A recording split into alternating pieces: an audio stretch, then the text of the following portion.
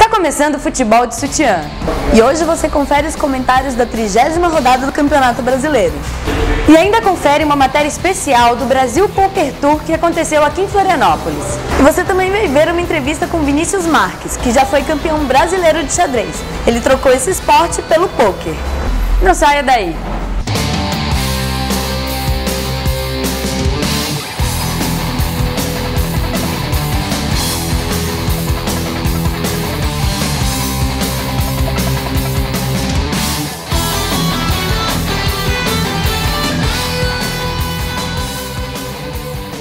E antes de começar, a gente queria agradecer ao Pelé Arena Café e Futebol, que é esse local de gravações. E como vocês podem perceber, a Malu não está aqui com a gente hoje, mas semana que vem ela está de volta para completar o time. Mesmo sem a Malu, vamos para os comentários? Vamos lá. O Corinthians foi até Minas Gerais enfrentar o Cruzeiro, que não está numa posição muito boa. E o jogo foi bom. Primeiro tempo sem gols, os dois times buscando muito o ataque. O Cruzeiro até se destacou um pouco mais no primeiro tempo. Mas quando virou a etapa, o Corinthians marcou com o Paulinho. Nisso o Cruzeiro se desesperou um pouco. Ele buscava o ataque e dava chance para o contra-ataque do Corinthians.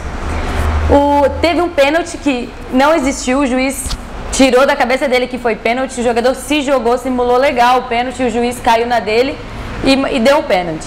Só que o Montijo não estava num dia muito feliz. Ele estava se desdobrando, correu muito, para mim foi o melhor em campo. Jogou muito bem, só que na hora de cobrar o pênalti, isolou a bola e perdeu a chance de empatar. Com a derrota, a situação do Cruzeiro está muito crítica, está ali no limite da zona da degola, na 16ª posição. Se continuar dessa maneira, pode ali fazer companhia para os clubes mineiros. Já o Corinthians, com essa vitória, ele se manteve na liderança, empatado em número de pontos com o Vasco, mas tem uma vitória a mais. A partir de agora, qualquer pontinho no campeonato, qualquer vitória a mais, qualquer coisa, saldo de gols vai ser fundamental, já que está muito embolado ali o começo da tabela. O Vasco também fez a sua parte, venceu o jogo com o Atlético Mineiro por 2-0 e se manteve empatado com o Corinthians, mas em segundo lugar. Primeiro tempo só deu Vasco. Atlético Mineiro demonstrou que é um time mesmo de zona de rebaixamento. E já saiu o gol com o Elton, que estava substituindo o Alexandro. Os dois times vieram desfalcados, mas o Vasco tem muito mais elenco para substituir os seus jogadores, né? No segundo tempo, o Atlético Mineiro mostrou que queria empatar, só que não deu. Vasco realmente é muito melhor. O Atlético Mineiro não tem qualidade técnica. E teve dois probleminhas com o juiz. Aos 16 minutos, uma expulsão do Serginho que não aconteceu. Pareceu que ele deu uma rasteira ali, mas nem tocou no jogador. E foi expulso. E logo depois, aos 23 minutos, um gol impedido também de forma errada. Quem tocou a bola para o Elton foi um jogador do Atlético Mineiro e não do próprio time do Vasco. Então, o impedimento não existiu. Um gol que poderia ter sido o terceiro do Vasco. O Vasco deveria ter ganhado de mais gols porque jogou muito melhor que o Atlético Mineiro. Mas 2-0 também foi um resultado satisfatório, a torcida saiu feliz. E o Vasco em segundo lugar com o mesmo número de pontos do líder Corinthians. E o Atlético Mineiro continua numa situação complicada, né? Tá na zona de rebaixamento, mas é o primeiro a sair, tá um ponto atrás do Cruzeiro. Continuando ali na parte de cima da tabela, logo depois do Vasco vem o Botafogo, que está na 3ª posição. O Botafogo enfrentou o Atlético Paranaense e dominou do começo ao fim. O jogo foi inteiro do Botafogo. Ele marcou 2 vezes, já matou o jogo ali mesmo, golzinho de pênalti de Louco Abreu, bem estilo Louco Abreu, bateu no meio do gol.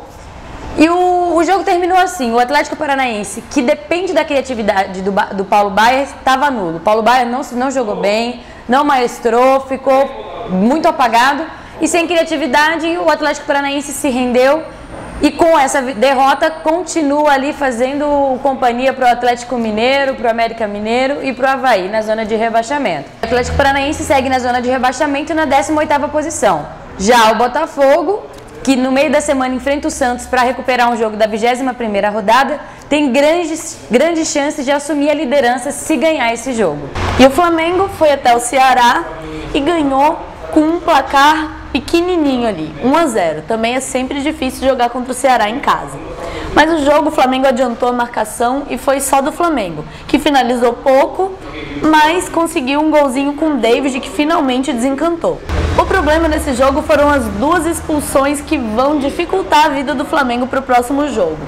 Ronaldinho Gaúcho jogou muito bem, ele dá muita qualidade de toque de bola ali para o Flamengo, faz a diferença mesmo. Mas foi expulso. Se estranhou com o Heleno, um deu cotovelada, outro deu um chute na canela, enfim. Juiz viu e expulsou os 2 direto. E o Thiago Neves, que também vai fazer falta para o Flamengo, levou o 2º amarelo e foi expulso também. Outra expulsão foi do Osvaldo do Ceará, que faz falta para o Ceará também, porque ele é um jogador muito bom, dribla muito o Osvaldo. Simulou um pênalti amarelo. Ele zombou do juiz, deu uma risadinha dele irônica, e aí já levou o vermelho e foi expulso. Agora os 2 times vão ter que encarar essa dificuldade, esses desfalques para os próximos jogos. O Flamengo também fez sua parte, está em 4º lugar. E o Ceará está caindo ali, está cada vez se aproximando mais da zona de rebaixamento. E continuando ali na parte de cima da tabela, o São Paulo foi o único dos 10 primeiros que não ganhou essa rodada. Ele visitou o Atlético Goianiense e não teve jeito. O São Paulo começou abafando, Luiz Fabiano com sede de gol, correndo muito atrás, teve já cobrança de falta com o Rogério Ceni. O São Paulo começou muito bem na partida. Mas daí o Atlético Goianiense deu uma igualada e marcou. Mesmo com o gol, continua a mesma coisa. O São Paulo abafando e o Atlético Goianiense ali se defendendo, quando tinha chance, chegava no gol. Quando virou o tempo, quando no segundo tempo, o São Paulo voltou apagado, não fez nada em campo. O Lucas, não se ouviu falar no Lucas, ele estava completamente sumido do jogo. O Luiz Fabiano até que tentou, mas também ficou apagado durante o segundo tempo. E o Atlético Goianiense aproveitou. Com os atacantes do São Paulo não indo muito bem. E se deu bem foi o Atlético Goianiense, que marcou mais 2 vezes e fechou com os 3-0. O São Paulo teve um lance incrível. A bola bateu na trave 4 vezes. Bateu, rebateu e não entrou. Então não era o dia do São Paulo. Com essa derrota, o São Paulo sai da zona de classificação para a Libertadores, vai para a 6ª posição. E ainda que o Adilson Batista, que estava capengando, não teve mais jeito. Foi demitido do São Paulo. O São Paulo aí está sem técnico. Vamos ver como ele vai se comportar aí na reta final do Campeonato Brasileiro. Já o Atlético Goianiense se distancia cada vez mais da zona de rebaixamento, está na 10ª posição. O Fluminense embalado enfrentou o Palmeiras cada vez mais decadente. Realmente o Fluminense está numa fase incrível. Ele é o melhor do segundo turno, que mais venceu. E o Fred tá impressionante, né? Nos últimos 2 jogos ele marcou 5 gols. Realmente a fase do Fred tá demais. Dessa vez ele marcou os 2 gols da vitória contra o Palmeiras. O primeiro tempo foi só do Fluminense, atacava sempre e o Palmeiras com muitas falhas na defesa, né? Os 2 times usam muito a bola cruzada e para gol de cabeça e foi assim que saiu o primeiro gol do Fred. No segundo tempo, o Palmeiras já veio com tudo, mudou a postura, só dava Palmeiras. Realmente era um jogo que dava para terminar empatado. Aí saiu um gol pro Palmeiras de um pênalti que não existiu. O juiz marcou errado. O Martinútil chutou o vento, o juiz achou que tinha chutado o Luan se jogou na área e o juiz acreditou, marcou pênalti, o Valdívia marcou e fez o gol de empate. O empate pôs fogo no jogo. Thiago Heleno fez uma falta no Fred, só levou cartão amarelo, mas merecia vermelho. Já deu uma confusão entre os jogadores, mas aos 40 minutos, no finalzinho da partida, Fred, num dia inspirado mais uma vez, ganhou o jogo e o Fluminense está numa fase incrível, ganhou mais uma vez. Com o resultado, o Fluminense segue na zona da Libertadores na 5ª posição e o Palmeiras está se distanciando cada vez mais na 12ª. O Santos enfrentou o Grêmio na Vila Belmiro, que não estava aquelas coisas de público, e foi um jogo sem emoção. Foi tão sem emoção que o único gol da partida foi de pênalti. O goleiro Rafael dos Santos bateu roupa, foi tentar pegar a bola de volta e foi o pênalti mais ridículo, chute na canela mesmo. O goleiro Rafael não conseguiu se redimir, não defendeu o pênalti, foi assim, o Grêmio venceu o Santos por 1-0. Com essa derrota, o Santos está na 13ª posição, ali próximo da zona de rebaixamento. E lembrando que nessas últimas rodadas o Muricy Ramalho pode poupar jogadores já que o Santos disputa o Mundial em dezembro. Já o Grêmio, com a vitória, conseguiu estar ali entre os 10 primeiros na 9ª posição. E o Avaí segue numa situação complicadíssima. Perdeu o jogo contra o Inter, um jogo difícil, e agora tem que ganhar quase todos os jogos para realmente sair da zona de rebaixamento e continuar na Série A.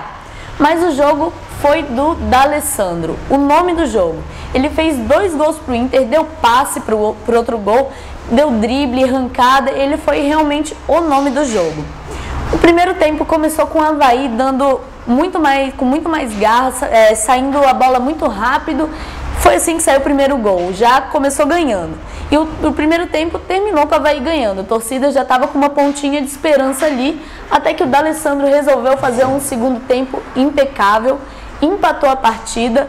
Depois, com um gol de pênalti, o William marca para o Avaí e consegue estar na frente mais uma vez. D'Alessandro, novamente o nome do jogo, marca mais um. Aí, daí pra frente, deu só Inter. O D'Alessandro deu mais um passe pro gol do Kleber. O Ney também fez o último gol. E aí foi uma goleada, né? 4-2 pro Inter. Um jogo que o Inter merecia a vitória e o Avaí se despede cada vez mais da Série A. Nessa tarde inspirada, o Inter fez 3 gols em 6 minutos. Foi uma virada completa, deixou o Avaí sem reação mesmo. Com essa vitória, o Inter, que está timidamente chegando ali na zona da Libertadores, está na 7ª posição. E o Avaí continua na vice-lanterna, que já está há um bom tempo nessa posição. O Curitiba enfrentou o Bahia no único empate da rodada, e ainda empate sem gols. O jogo foi bem morno, não teve grandes lances, os 2 times buscaram chegar no gol, só que o Bahia, bem no estilo Joel Santana, jogou fechadinho ali atrás, impediu o Curitiba de abrir muito, tentou entrar pelas laterais, mas não teve jeito. Ninguém marcou, continua 0-0. Com esse empate, o Coxa está na 11ª posição e o Bahia está ali pertinho da zona de rebaixamento também na 14ª posição. E para encerrar a rodada do Brasileirão, o Figueirense enfrentou o América Mineiro em casa e venceu depois de mais de 2 meses sem vencer na frente da sua torcida. O Figueirense finalmente venceu por 2-1. O jogo foi um jogo horroroso, o Figueirense jogou muito mal, mas conseguiu a vitória. Primeiro tempo, o América Mineiro começou com a marcação adiantada e pressionando o Figueirense. Tanto pressionou que fez o gol no primeiro tempo. O Figueirense estava com dificuldade de entrar na área do adversário e o América Mineiro também tinha dificuldade de entrar na área do Figueirense e tentou chutar de longe, muitos chutes de fora da área. No segundo tempo, o Figueirense resolveu mudar o time. O meio de campo estava jogando super mal, então entrou o Fernandes, entrou o Pitoni e entrou o Aloísio. Com essa mexida no time, o Figueirense finalmente conseguiu ter um pouco mais de ofensividade, né? E o Figueirense consegue a virada tão esperada pela torcida depois de mais de 2 meses, com 2 gols do Júlio César, que não jogou bem, mas o Santo brilhou e fez 2 gols. Um de falta e um no bate-rebate ali, que o Figueirense conseguiu a vitória. Com esse resultado, o Figueirense continua com a sua campanha boa, está em 8º lugar, e o América Mineiro continua com a péssima campanha em último. E não saia daí que no próximo bloco, o Futebol de Sutiã traz um especial de pôquer.